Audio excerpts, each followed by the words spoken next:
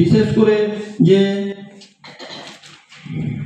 রবি তীর্থ নামে একটি স্টল তৈরি করা এবং দুস্থ মহিলাদের স্বনির্ভর করা এবং প্রত্যেক মাসে একবার করে সাহিত্যের আড্ডার যে আয়োজন করেছেন, তার মধ্যে থেকে অনেক নতুন প্রতিভা এবং নতুন প্রজন্ম আপনাদের কাছ থেকে অনেক কিছু জানতে পারবে।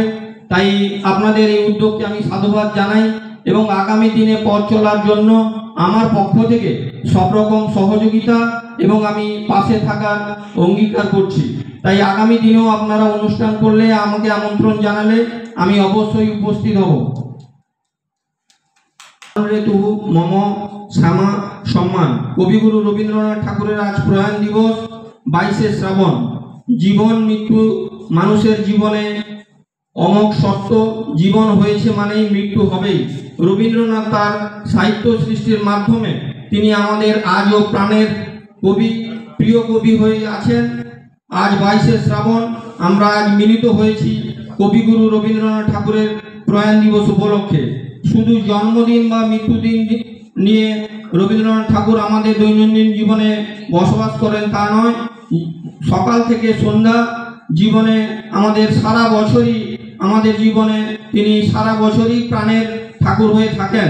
তাই আজ 22শে শ্রাবণ বিশ্বকবি রবীন্দ্রনাথ ঠাকুরের প্রয়াণ দিবস। বাংলা সাহিত্য ও কাব্যগীতির শ্রেষ্ঠ স্রষ্টা রবীন্দ্রনাথ ঠাকুর। আর এই 22শে শ্রাবণ বিশ্বব্যাপী রবি ভক্তদের কাছে একটি শূন্য হবার দিন। রবীন্দ্র কাব্য সাহিত্যের বিশাল একটি অংশে যে পরমার্থের সন্ধান করেছিলেন, সেই পরমার্থের সঙ্গে তিনি লীন হয়েছিলেন এই দিন। রবীন্দ্রনাথ বর্ষা নিয়ে আষাঢ় শ্রাবণ নিয়ে লিখেছেন, তাতে ধরা পড়ে শ্রাবণ বর্ষণের বহুমাত্রিক রূপ। তবে শ্রাবণের দিকেই কবির নজর ছিল বেশি। আজ শ্রাবণের আমন্ত্রণে দুয়ার কাঁপে ক্ষণে ক্ষণে। শ্রাবণ বর্ষণে তিনি যেন পেয়েছিলেন মুক্তির ডাক। রবীন্দ্র কাব্য মৃত্যু এসেছে নানানভাবে, জীবদ্দশায় মৃত্যুকে তিনি জয় করেছেন বারবার।